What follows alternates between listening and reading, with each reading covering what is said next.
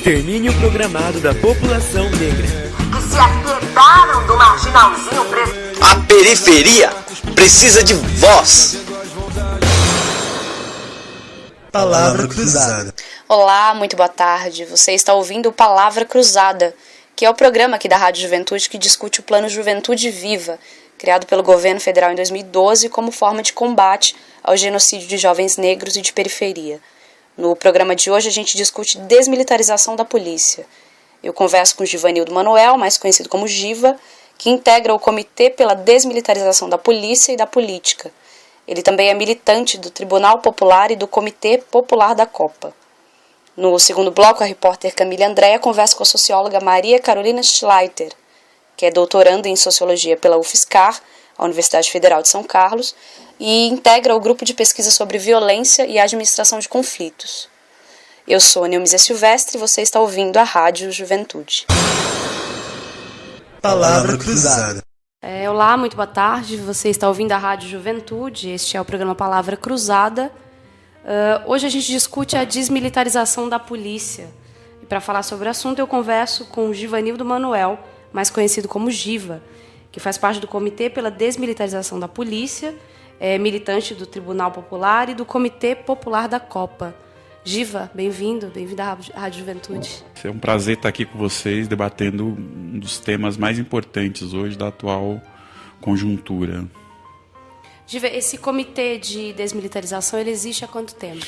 Ele existe há 2 anos. Na verdade, é um debate. A desmilitarização já é um debate que o Tribunal Popular vem acumulando há alguns anos, no mínimo desde 2008, quando nós iniciamos um longo debate, né, a respeito da violência do Estado. E um dos aspectos, né, que, obviamente, né, que sobressai dessa violência do Estado é, né, através do seu aparato repressivo, ou seja, da polícia. E a partir do momento que a gente vai estudando e se apropriando, né, a respeito da configuração da polícia, como é que ela foi estruturada, a serviço do que a quem ela serve, né, a partir disso, né, nós tivemos um acúmulo no Tribunal Popular e, né, a partir de 2012 nós passamos a construir comitês para discutir a desmilitarização da polícia e da política, porque nós entendemos que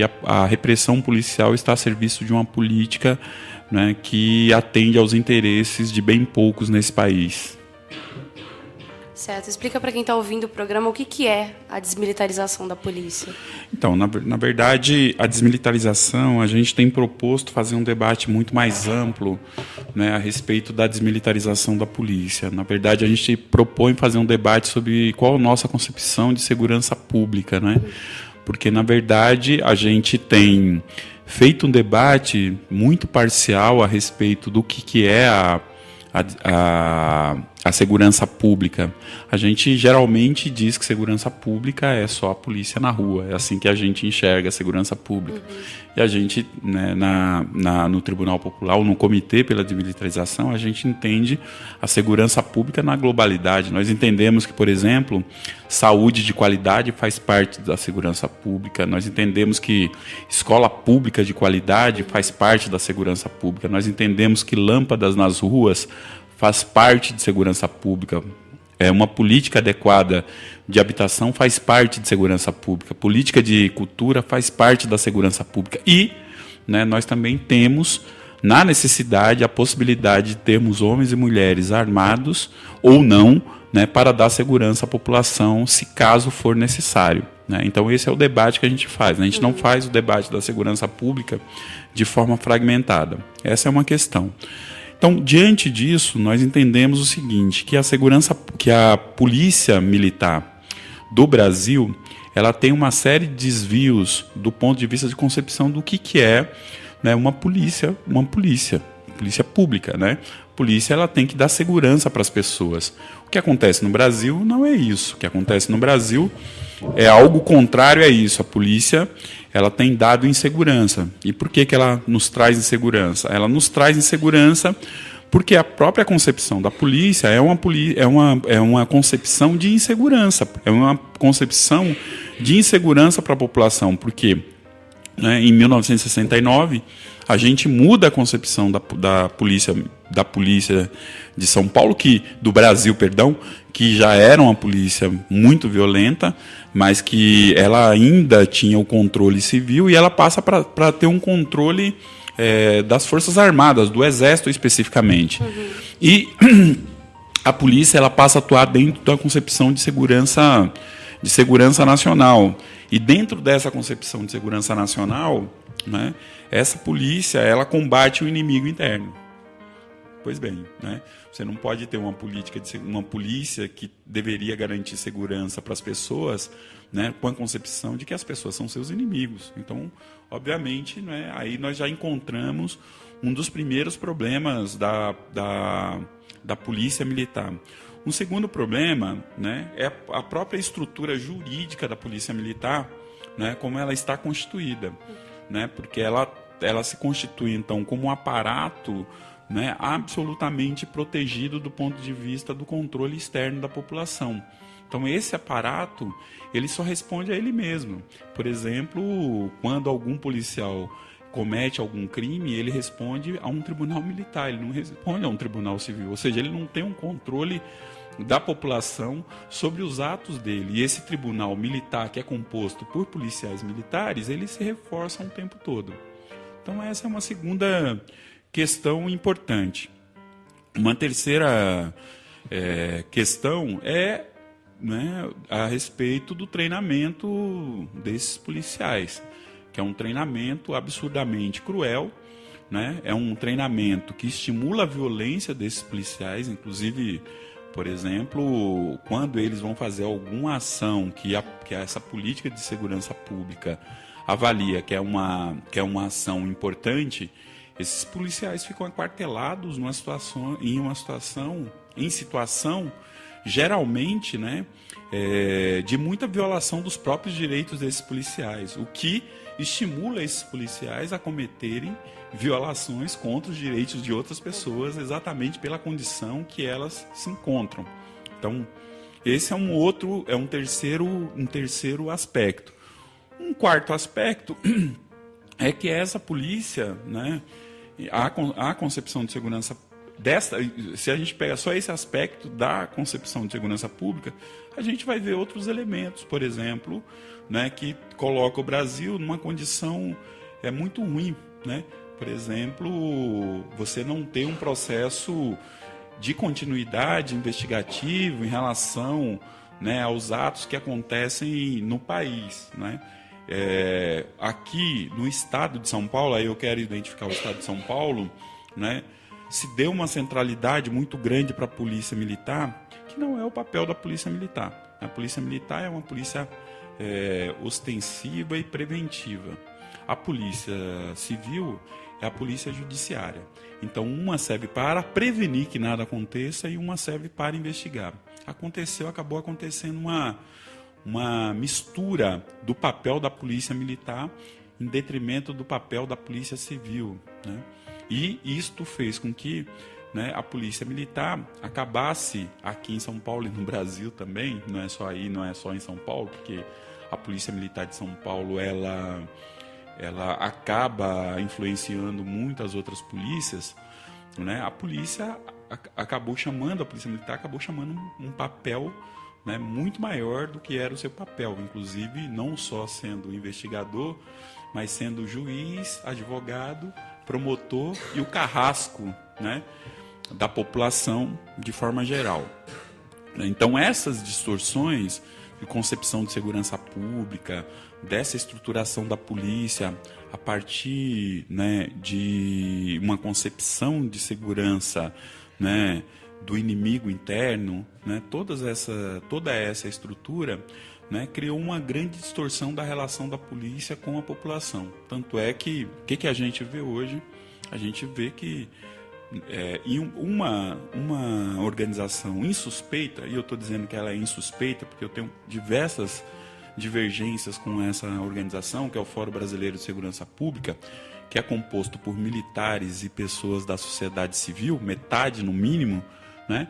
Ela fez uma pesquisa e disse o seguinte, o ano passado, que 70% da população brasileira não confia na polícia. certo?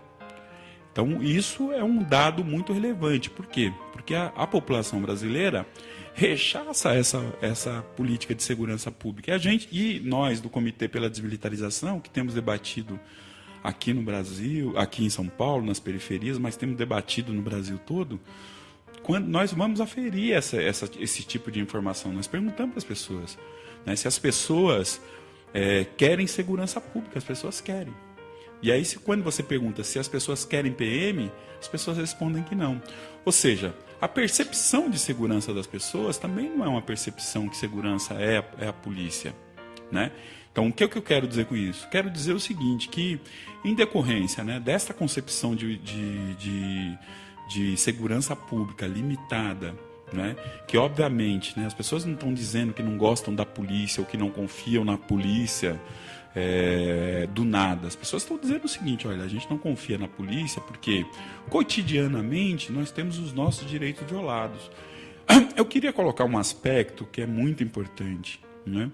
Essa pesquisa do Fórum Brasileiro de Segurança Pública não foi uma pesquisa depois de junho de 2013.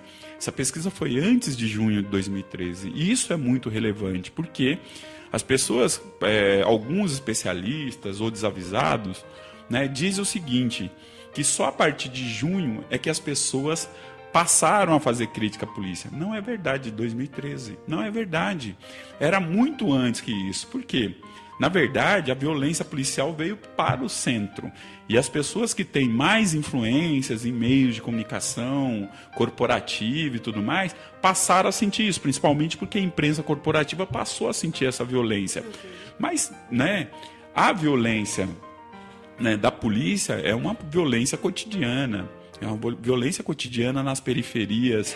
Então, essa pesquisa ela não veio depois de junho e não veio a partir de junho. Ela veio antes de junho. Eu acho que isso é muito importante, porque a gente sabe, né, de alguns aspectos dessa polícia, até porque a polícia no Brasil, essa estrutura repressiva, ela se deu, né, a partir, por exemplo, de uma violência muito grande contra o povo negro, contra o povo indígena, principalmente, né, a partir dos interesses do capitalismo no processo de estruturação, da sua estruturação, que necessitava da mão de obra negra, e as rebeliões escravas necessitava de um processo de repressão, né? Esse aspecto ficou. E aonde estão os negros e aonde estão os indígenas? Estão nas periferias de São Paulo, do Brasil, né? Sofrendo com essa violência policial cotidianamente, né? Então, não foi junho que trouxe essa percepção. Essa percepção ela se deu exatamente pela violência cotidiana praticada pela polícia, que não respeita os direitos dessa população, da população brasileira como um todo. Hoje é de conjunto, pouquíssimas pessoas têm seus direitos respeitados, e isso tem se expressado de diversas formas, né? A polícia brasileira é a mais violenta do mundo, a polícia de São Paulo é mais violenta do que uma das polícias mais violentas do mundo, que é a polícia dos Estados Unidos, né? Isso se reflete no número de mortos, né? Pessoas mortas pela polícia, né? Da letalidade policial, que é uma coisa absurda, né? Sem precedentes, né? Do encarceramento em massa que tem acontecido, transformou o Brasil no terceiro país a mais encarcerado do mundo. E quem é encarcerado são os jovens, é a juventude que tem sido encarcerada, e em particular a juventude negra, a juventude indígena que tem sido encarcerada. Então a percepção não vem do nada. A percepção de que essa política de segurança pública, a polícia militar não nos serve, não vem de nada. Vem de questões muito objetivas, e essas questões objetivas é que essa polícia não atende os interesses da população. Portanto, o processo de desmilitarização é um processo que está aberto, que a gente precisa debater muito, mas a gente precisa ter, no mínimo, nesse momento de transição, medidas desmilitarizantes, né, desta polícia, especificamente. Nós precisamos debater o conjuntural, mas nós precisamos ter medidas imediatas para dessa polícia, que é torná-la ela civil. É necessário que ela se torne civil, e essa balela de que, né, os policiais em sendo civil, não obedecerão à hierarquia, muito pelo contrário. A hierarquia que tem que ser obedecida é a hierarquia do povo. Portanto, então torná-la civil tem que obrigatoriamente passar para o controle do povo, ou seja, nós temos que ter conselhos que controlem essa polícia, nós temos que ter ouvidoria externa, nós temos que ter corregedoria externa que controle essa polícia, né, para que ela deixe de ser violenta contra a população brasileira. Em fazendo isso, né, existe outro elemento importante, que obviamente, deixa de fazer sentido o tribunal militar. Precisa ser tribunais civis, tribunal civil para julgar crimes comuns, que são crimes comuns. Não há necessidade de você ter um tribunal especial para o julgamento de crimes contra a população brasileira. Então esse é um outro elemento. Um terceiro elemento, né, é que tipo de ação que essa polícia deve ter, que tem que ser preventiva, deve ser preventiva, mas tem que ser muito mais investigativa, né? Qualquer especialista diz o quanto que é eficaz ações investigativas e não ações de guerra, como tem sido praticado contra a população, em especial a população pobre do Brasil, né? Então essas são algumas medidas, né, que são necessárias que a gente faça, né, para começar a mudar essa concepção e essa estrutura das mais violentas que tem no mundo. Eu não estou dizendo isso do nada, né? Os dados, né, indicam isso, né, de vários institutos de pesquisas, né, seja o NEV da USP, seja o Fórum Brasil de Direitos Humanos, ou de Segurança Pública, seja o ILANUD, seja a Justiça Global, seja, a gente vai encontrar elementos em tudo quanto é lugar, seja os dados do Ministério da Saúde que saíram recentemente, que demonstrou uma ausência de 5 mil mortos de forma violenta, né, nos dados que as Secretarias de Seguranças Públicas do Brasil forneceram em relação às mortes violentas do ano 2012. Né? Então, são elementos muito fortes, né, que tem que nos fazer indignar e criar um movimento, né, nacional, e a gente tem se esforçado para isso, para que aconteça esse processo de desmilitarização. E óbvio que, só para finalizar essa primeira questão, é muito importante, né, a participação popular nesse processo. É importante que a gente faça Conferência Popular de Segurança Pública deliberativa, majoritariamente com a participação da população, né, e profissionais da segurança podem estar, agentes públicos podem estar, mas tem que ser em minoria, e a população tem que dizer que tipo de segurança pública que a população entende ser, né, a mais adequada para a população brasileira. É isso. Giva, e de que forma você acha que a desmilitarização da polícia ela contribui também na redução desse índice de mortalidade da juventude negra e da periferia? Então, tem... veja só, eu não sei se vocês têm acompanhado, mas eu acho que é muito importante dizer aqui, a gente fez um movimento, tem feito um movimento, eu digo a gente, não estou no Rio de Janeiro, mas eu me identifico e entendo a importância desse movimento, é que aonde está o Amarildo, certo? O aonde está o Amarildo não é o Amarildo só, simplesmente. Né? O aonde está o Amarildo é uma denúncia em relação a um fato gravíssimo que tem acontecido no Rio de Janeiro e no Brasil, né? Mas o Rio de Janeiro é o caso mais emblemático. Qual que é a questão colocada no Rio de Janeiro? É que com a entrada das UPPs, né, nos morros, nas comunidades, nas favelas do Rio de Janeiro, você teve uma redução das mortes das pessoas, né, mas ao mesmo tempo, na mesma proporção, você teve um aumento das pessoas que sumiram a partir da entrada das UPPs. Então, fica evidenciado aí que algum problema tem. E veja, não são poucas pessoas, né? É um número crescente, são 5 mil, 6 mil, 7 mil por ano. Não é à toa que hoje a maioria da população do Rio de Janeiro é contra as UPPs. Acho que esse é um primeiro elemento, né? Não é possível a gente continuar com essa história repetida, não é? Porque essa história tem se repetido, mas ela tem se repetido como farsa. Não é à toa que a Marilda é negro. Não é à toa que a Cláudia é negra. Né? Não é à toa que boa parte, né, dos que morrem são negros ou descendentes indígenas. Não é à toa. Ou seja, pela letalidade do Estado. Não é à toa, né, que se a gente verificar, né, todo o processo de criminalização, a maioria do processo de criminalização nesse país são negros ou indígenas. Né? Então, e por quê? Né? Porque você tem hoje uma estrutura militarizada que ela é onipotente. Né? Eu não sei se vocês acompanharam, mas foi muito importante, muito emblemático, né? Algo que aconteceu recentemente aqui em São Paulo, que a gente, né, realizou um debate aqui para denunciar a criminalização e encarceramento de 2 pessoas que estavam em uma manifestação, né?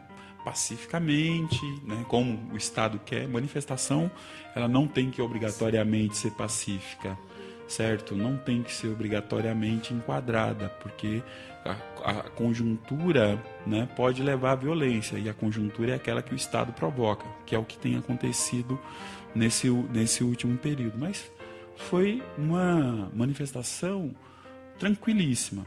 Bom, essas 2 pessoas foram presas, o Rafael e o Fábio Hideki, certo? Então nós, vários intelectuais, militantes, chamamos um debate.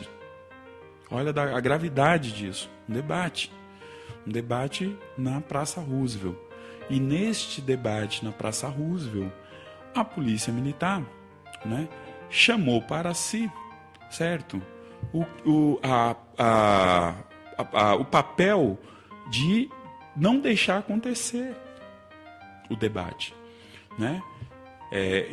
Ficando em frente da mesa e não deixando que as pessoas falassem, provocando o tempo todo as pessoas. E veja, as pessoas estavam sentadas no chão, ou seja, num debate, sentadas no chão, numa praça, né? Em um ato que não era nem um ato, era um debate. Mais do que pacífico, retirando as pessoas da praça e jogando bomba nos participantes, né? Acho que essa para mim é uma questão muito emblemática. Eu tenho 32 anos de militância, comecei a militar muito novo, eu tenho 32 anos de militância, comecei a militar no processo de redemocratização desse país. Eu nunca vi um absurdo como esse, eu nunca vi isso, né? Isso quer dizer o seguinte, isso indica, né, que o Estado conivente, né, foi extremamente conivente, o Estado de São Paulo foi conivente, né, com isso, com uma ação truculenta da polícia em um debate. Agora imagine esse Estado com um monte de intelectuais, um monte de gente, né, tinha professor de direito, professores de universidade, sindicalista, membros de movimento, né? E o Estado permitiu que acontecesse isso. Veja só, né, o que o Estado, então, não permite, né, fora de um espaço de visibilidade e com essa característica que foi esse debate. Então, é uma coisa, né, que a gente não tem nem dimensão do que tem acontecido, né? No fundão da Zona Leste, a gente tem notícia do que a polícia tem feito com a juventude. Lá na Praça dos 7 Meninos, a gente sabe quantas mortes recentes, que depois de 6 anos, mais ou menos, que foram mortos, 7 jovens já foram mortos esse ano, mais de 10 jovens naquela localidade. E a gente sabe quem foi que cometeu isso.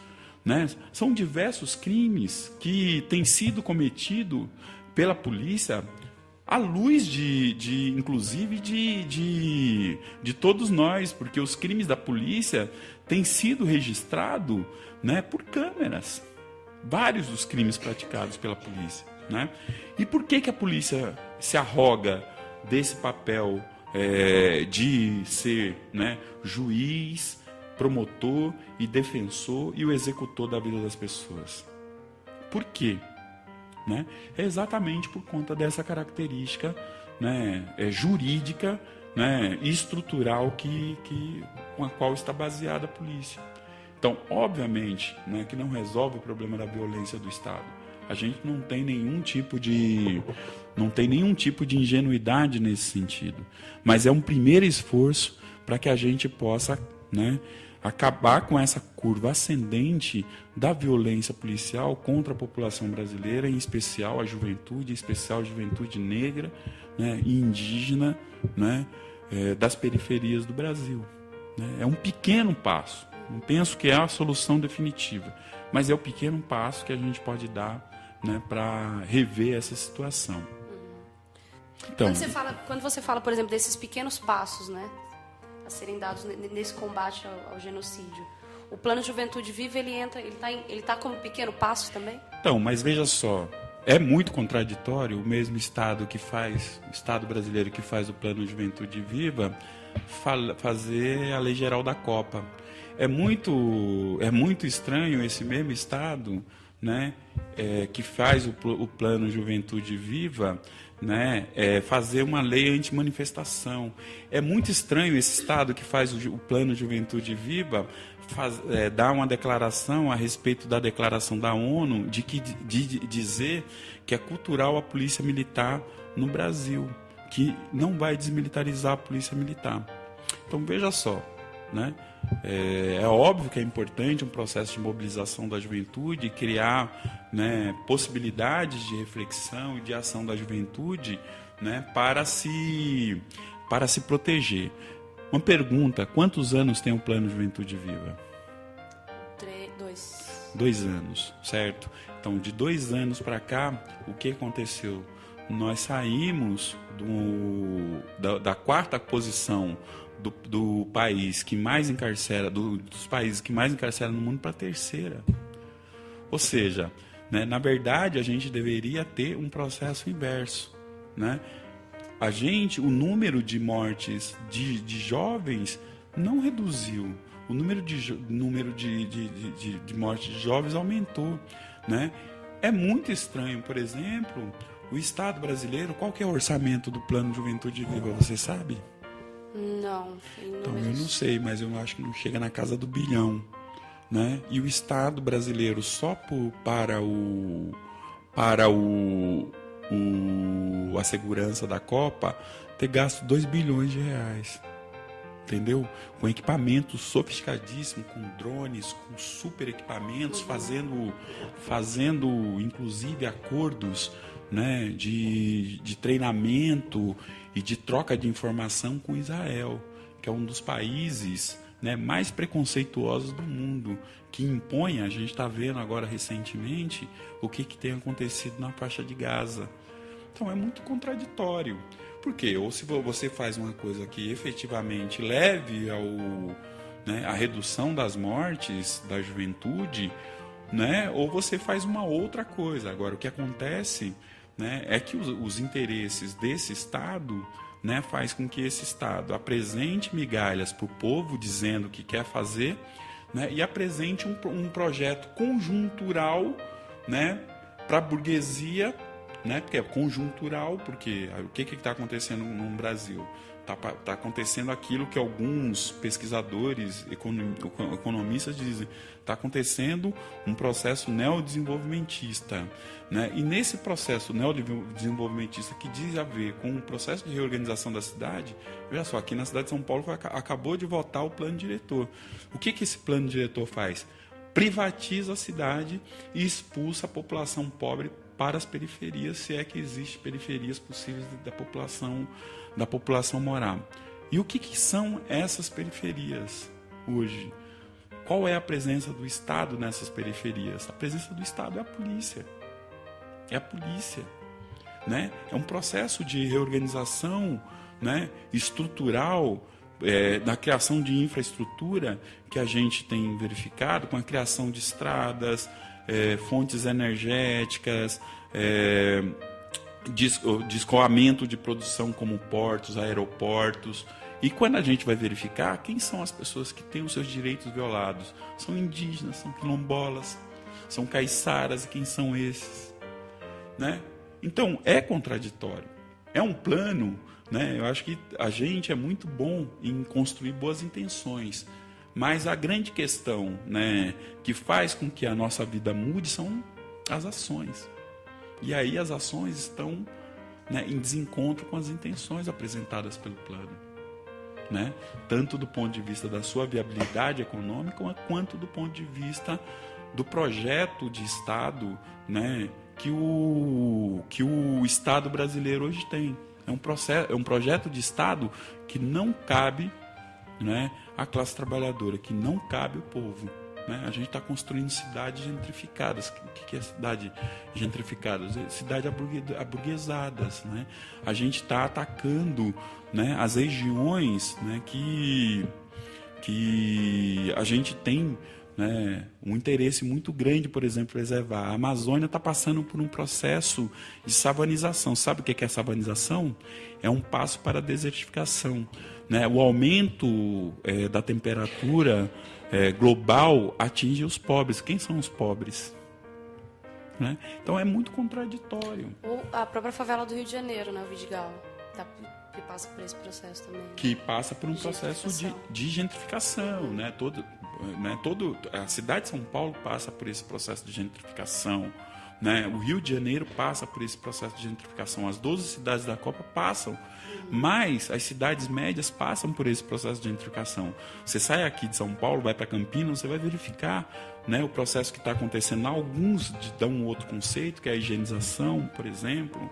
Né? É só a gente acabar aqui esse programa e ficar um pouco até mais tarde nas ruas aqui do centro, a gente vai verificar a forma como é que se dá esse processo de higienização, de gentrificação, as pessoas sendo expulsas, sendo criminalizadas permanentemente. Então tem um problema aí, né? Que é você dizer efetivamente que projeto de sociedade que você quer. Não dá para você dizer, olha, eu tenho boas intenções e na prática isso não se concretizar. Essa é a grande questão. Eu quero saber se tem 2 bilhões para o Juventude Viva, como tem 2 bilhões, como teve 2 bilhões, né, para a segurança da Copa do Mundo, porque esse aparato de segurança pública ele vai permanecer aí contra nós, contra a juventude negra, contra a juventude indígena, contra os pobres, contra os trabalhadores. Né? Então, portanto, qual será a eficácia do plano? Essa é uma questão que a gente precisa pensar. A gente deixa a questão aqui e encerra a tua participação.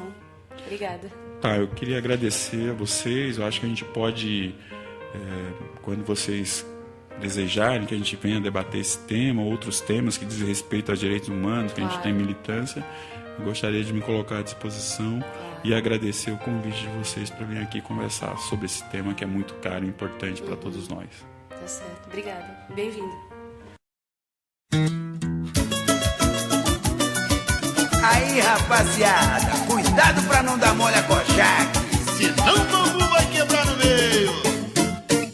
Alô, alô, malandragem, não desligue, se ligue onde estão situadas as DPs do Comando Rio.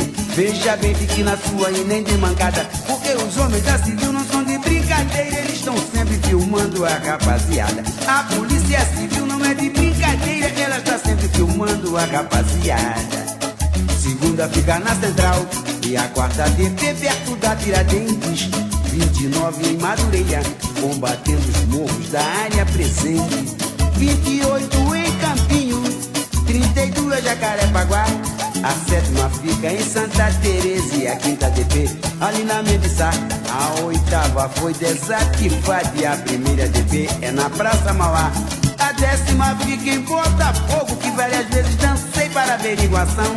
Terceira Castelo, sexta na Cidade Nova, 22 na Penha, não dá mole meu irmão.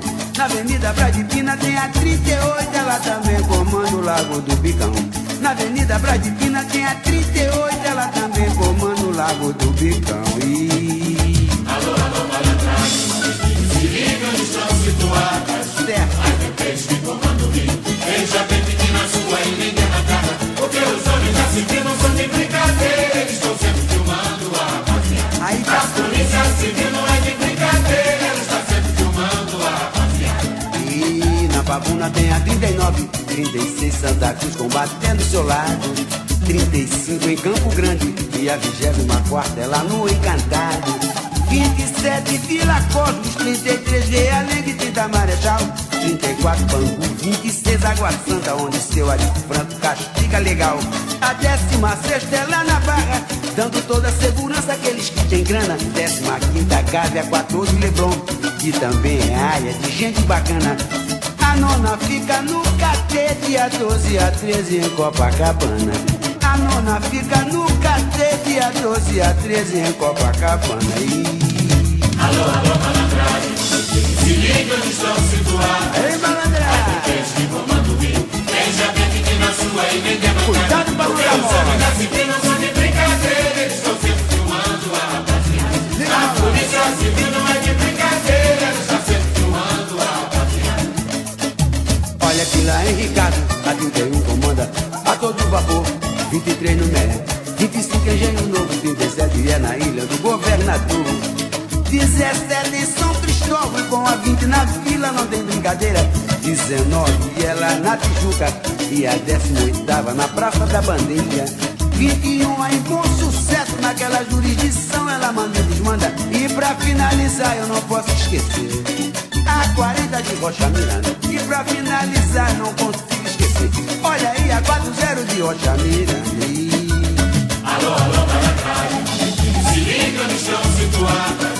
As bebês que comando o Rio, veja bem que na sua e nem demandada. Porque os homens da civil não são de brincadeira, eles estão sempre filmando a rapaziada. A polícia civil não é de brincadeira, eles estão sempre filmando a rapaziada. Porque os homens da civil não são de brincadeira, eles estão sempre filmando a rapaziada. A polícia civil não é de brincadeira, eles estão sempre filmando a rapaziada. É que os homens da civil não são de brincadeira, eles estão sempre filmando a rapaziada. A polícia civil não é de brincadeira, eles estão sempre filmando a rapaziada. Olha que os homens da civil não são de brincadeira, eles estão sempre filmando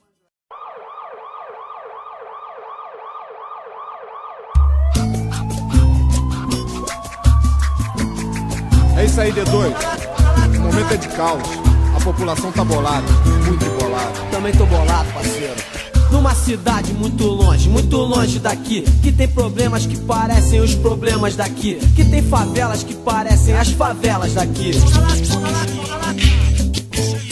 Existem homens maus, sem alma e sem coração. Existem homens da lei, com determinação. Mas o momento é de caos, porque a população, na brincadeira sinistra de polícia e ladrão, não sabe a certo quem é herói ou vilão. Não sabe a certo quem vai, quem vem na contramão. Não sabe a certo quem é herói ou vilão. Não sabe a certo quem vai, quem vem na contramão. Porque tem homem mau que vira homem bom. Porque tem homem mau que vira homem bom. Quando ele compra o remédio, quando ele banca o feijão, quando ele tira pra dar, quando ele dá proteção. Porque tem homem da lei que vira homem mau. Porque tem homem da lei que vira homem mau. Quando ele vem pra tirar, quando ele caga no pau, quando ele vem pra salvar e sai matando geral. É, parceiro, e aí é que a chapa esquenta. É nessa hora que a gente vê quem é fiel. Mas tanto lá como cá, ladrão que rouba ladrão não tem acerto ou pedido. Errou, não tem perdão. Quem fala muito é X9, e desses a gente tem de montão. Mas o X do problema está na corrupção. Um dia o bicho pegou, o couro comeu, polícia e bandido bateram de frente. E aí, meu compadre, aí tu sabe, aí foi chapa quente, chapa quente. Bateu de frente um bandido e um subtenente lá do batalhão. Foi tiro de lá e de cá, balas perdidas no ar, até que o silêncio gritou, 2 corpos no chão, que azar. Feridos na mesma ambulância, uma dor de matar. Mesmo mantendo a distância, não deu pra calar. Polícia e bandido trocaram farpas, farpas que pareciam balas.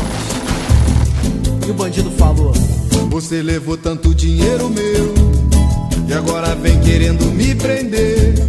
Eu te avisei, você não se escondeu.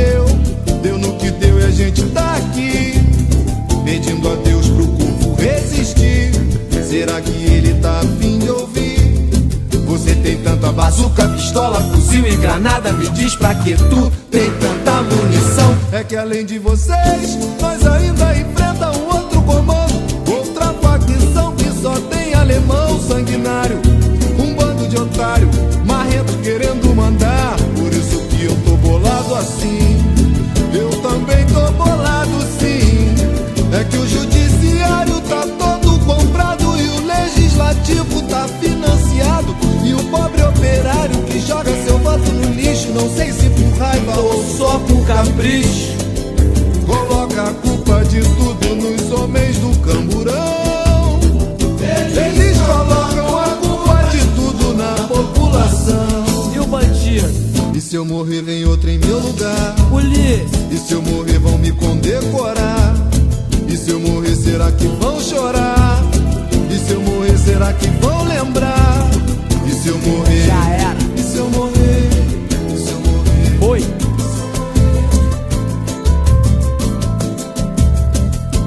Chega de ser subjugado, subtraído, subbandido de um sublugar, subtenente de um subpaís, subinfeliz, subinfeliz. Laia, laia, laia, laia, laia. Subjugado, Laia, laia, laia, laia. subtraído, Laia, laia, laia, subbandido de um sublugar, subtenente de um subpaís, subinfeliz. mas essa história eu volto a repetir. Aconteceu numa cidade muito longe daqui, numa cidade muito longe daqui, que tem favelas que parecem as favelas daqui, que tem problemas que parecem os problemas daqui. Daqui, daqui, daqui. É isso aí, Sapucaí. Por isso, seu bandido, vai saber, né?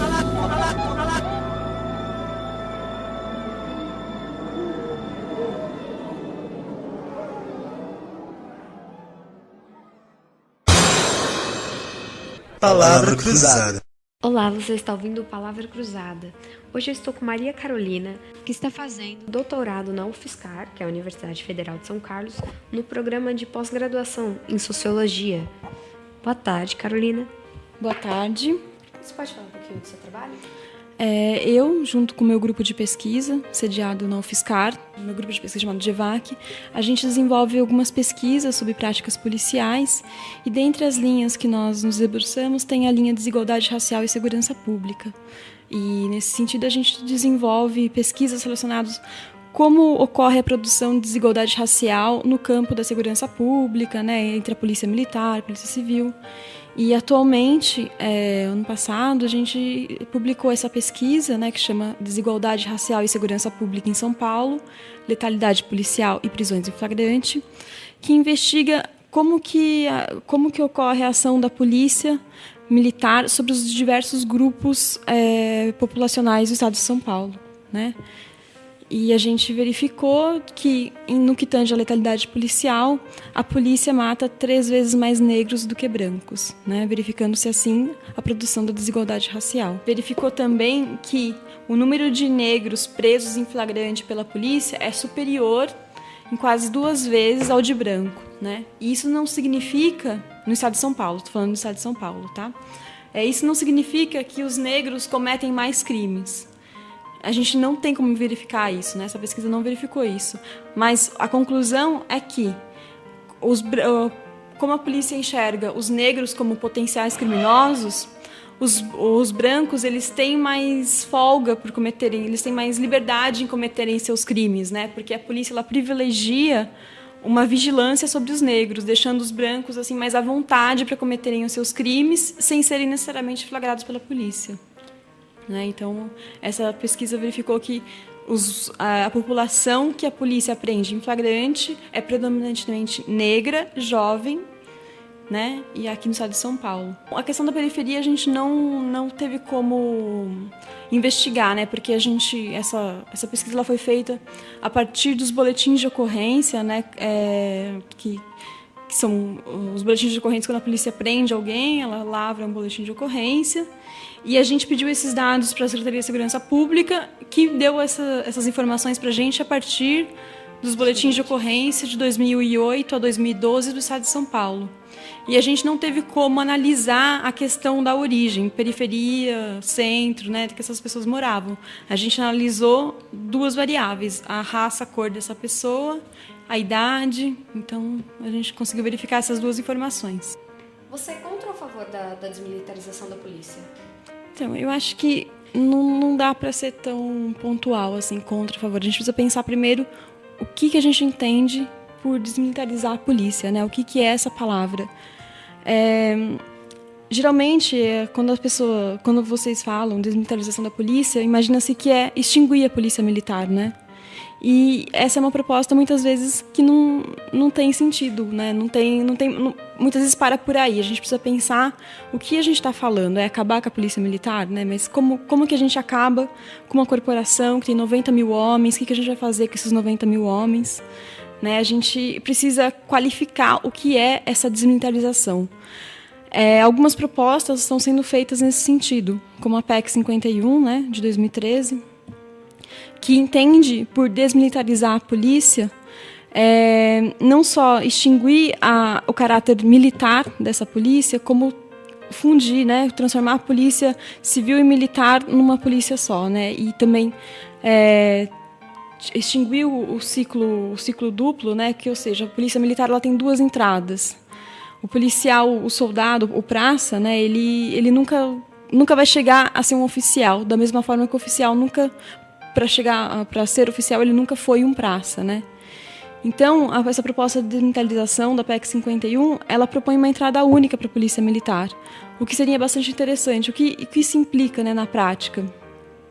Que aquele policial que é responsável por comandar, por dar ordens, ele passe, em alguns momentos da sua carreira, né, ele inicia a sua carreira na rua, como um praça. E daí ele sabe qual é a dificuldade do campo, qual é a dificuldade daquele policial praça, né? O policial de praça seria o policial da rua? Então, oficiais também atuam nas ruas, né? A diferença é que na hierarquia militar, os oficiais eles são responsáveis por comandar, por dirigir aquelas operações, tanto operações da rua como operações dentro do batalhão. E muitas vezes esse policial, o policial oficial, ele não tem esse contato com o policial da rua, né? Ele teve pouca prática na rua. Então, nessa ideia de que a polícia tenha uma entrada única, né, e não 2 entradas, acaba também com essa ideia de que há uma hierarquia, uma submissão, essa ideia tão militar de subordinação, né, do policial, do praça, não poder questionar o seu oficial, não poder ter autonomia nas suas ações. E de que maneira essa desmilitarização, por exemplo, auxiliaria na diminuição do índice de mortalidade do negro? Então, porque quando a gente fala em desmilitarização, a gente pensa também que a gente precisa extinguir essa ideia da polícia de que ela combate o inimigo, né? Essa ideia da formação do inimigo. Por que a polícia é tão violenta? Porque a formação militar, a hierarquia militar, faz com que o trabalho ostensivo da polícia militar seja muito enviesado por combater o inimigo. Quando o policial ele te aborda, né, aquele é o inimigo que tem que ser combatido e, se for necessário, o uso da força será feito. Muitas vezes a letalidade, né, vem daí. Então, se a gente dissolver essa ideia do inimigo e pensar que a polícia vai ter que ter uma técnica, vai ter que ter um treinamento mais voltado para um controle do crime, para uma prevenção ao crime, e usar a força como em última instância, a gente pode dissolver essa ideia de que há um inimigo, e esse inimigo muitas vezes é incorporado no jovem negro de periferia, né? A gente vê os massacres, por exemplo, Carandiru, o desaparecimento do Amarildo, a violência contra a professora da Câmara dos Vereadores no Rio de Janeiro, e as manifestações de junho do ano passado. Dá pra ver o quanto a polícia é violenta, o quanto ela tem esse método de intervir. Isso está associado pelo tipo de formação que eles têm? Então, na nossa pesquisa, a gente entrou em contato com as academias, né, as academias de polícia que formam os policiais.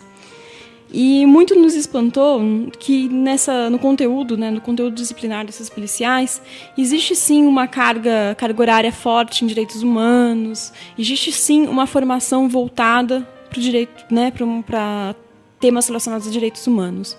Ou seja, essa violência que é atribuída à polícia, ela não pode ser acreditada totalmente à formação do policial, porque a formação do policial ela é sim interessante, né? Se a gente for lá na Barro Branco, que forma os oficiais, se a gente for na escola de formação de soldados, e tomar contato com as disciplinas que o policial cursa no decorrer da sua formação, a gente vai verificar que muitas vezes ela é muito parecida com a formação de um sociólogo, de um advogado. Ela não é muito diferente disso. Tem bastante disciplinas interessantes.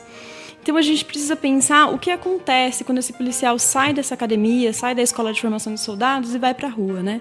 O descompasso, acho que muitas vezes está aí. Porque a realidade da rua, muitas vezes o conteúdo que foi aprendido na academia não é incorporado na rua, né? Em entrevista, quando a gente fez a pesquisa com os policiais de rua, né, com os policiais em operação nas ruas do estado de São Paulo, a gente ouviu muitas vezes eles falando que quando eles saíram, o primeiro dia que eles saíram da academia e foram para a rua, ouviram de outros colegas mais antigos falando: esquece tudo que você aprendeu na academia, agora você vai aprender a ser um policial, né? Por quê? Porque a realidade da rua ela é tida como incompatível com aquele conteúdo aprendido na formação. Então, o que eu quero dizer com isso? Não é que precisa transformar, lógico, a formação do policial precisa ser modificada, sim, mas não é que transformando a formação do policial você ia resolver completamente a questão da violência do policial na rua, né? Talvez precisássemos pensar mais como fazer essa ligação entre o conteúdo aprendido na formação e o período que o policial está na rua, né? Como outras formações, muitas vezes o policial passa por uma formação e depois só tem formações específicas no decorrer da sua carreira, né? Não volta a frequentar esses conteúdos, então não dá para atribuir totalmente a isso. E, na sua opinião, o que torna o jovem negro de periferia um suspeito consequente, seu alvo da polícia? Então, como eu disse, o policial militar, ele tem sim, ele tem uma atribuição, né? Quando ele sai para fazer a patrulha da rua, o patrulhamento ostensivo, ele está atrás de uma pessoa suspeita, né? E há toda uma formação da concepção do que é o suspeito para os policiais militares. E não só para eles, né? Para a gente também. A gente, ainda que a gente estude esse tema,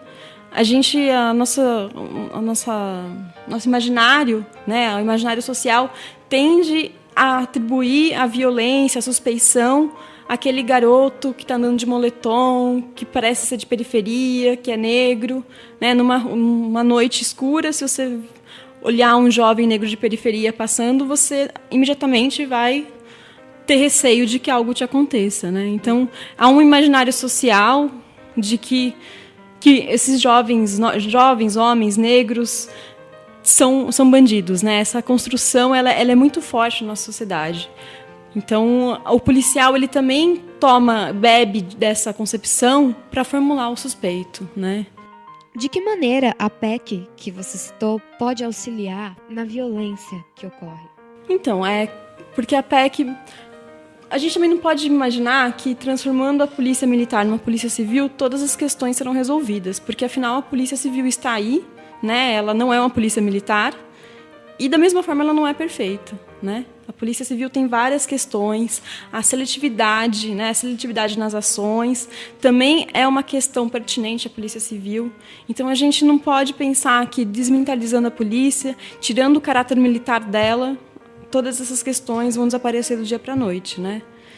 O que com as atribuições, né, as questões que a PEC 51 coloca, a gente pode pensar que essa formação não militar, né, essa formação destituída de um conteúdo militar, pode sim tensionar essa ideia do combate ao inimigo, né? Acho que aí está o ponto principal.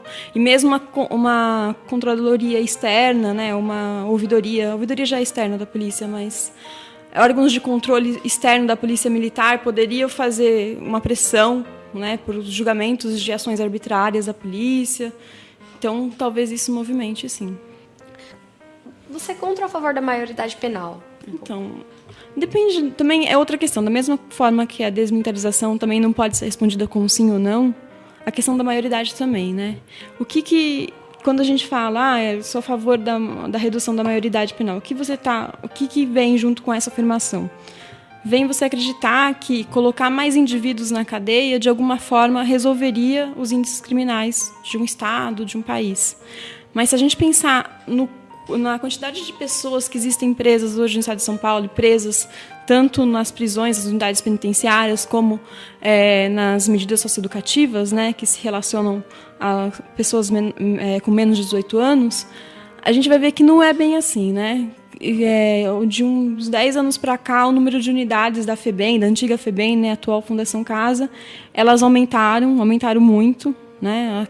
Se você andar pelo interior do estado de São Paulo, é difícil você passar por mais de 3 cidades que não tem uma unidade da Fundação Casa, né? E uma unidade muitas vezes superlotada. Então, essa realidade empírica, né, de uma superlotação no sistema socioeducativo, meio que tensiona esse pressuposto de que colocar mais pessoas na cadeia, nas unidades socioeducativas, vai, de alguma forma, reduzir os índices criminais, né? E esse jovem que entra nessa medida socioeducativa, geralmente não é socioeducado. Ele sai de lá pior do que ele entrou, não é? Então, não dá, depende muito. Eu já entrei em contato com várias organizações, várias fundações casas, que têm projetos bastante interessantes, né? A gente também não pode nivelar tudo por baixo, assim. Existem projetos, o Estado tem um convênio com instituições do terceiro setor que realizam um projeto com esses garotos e garotas. Então, alguma coisa é feita, mas o que é complicado é a gente colocar, como se a gente se colocasse todos os adolescentes lá dentro, essa questão se resolveria, né? Eu acho que as medidas de liberdade assistida, de prestação de serviço à comunidade, que são 2 medidas anteriores à internação, né, que antecedem a internação, elas também são bastante interessantes, né, mas elas têm um investimento muito menor por conta do Estado, né, o investimento nas unidades de internação, de reclusão, são muito superiores à da liberdade assistida. Então, acho que precisava também verificar o quanto está se investindo, né? Como quando acontece alguma coisa, quando o adolescente comete algum ato infracional, qual é a primeira medida que levam a ele? É a internação? É a liberdade assistida? Então, a gente precisava investigar mais isso. E o que você pensa a respeito do plano Juventude Viva?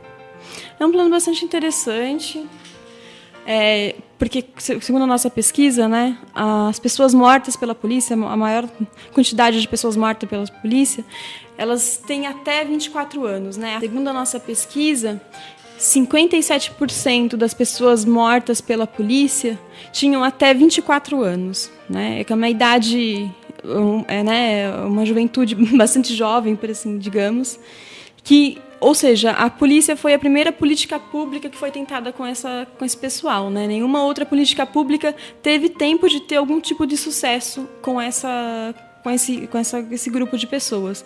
Ou seja, 57% das pessoas mortas pela polícia ter menos de 24 anos deflagra uma necessidade de que outras políticas públicas, que além da segurança pública, seja tentada com essa população.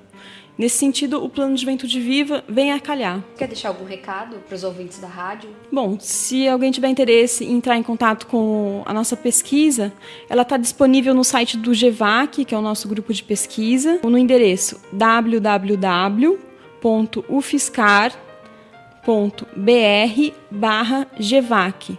GEVAC. Obrigada, Carolina. Ficamos por aqui, agradecemos a todos os convidados. Até a semana que vem com mais um Palavra Cruzada. Nos vemos lá às 4.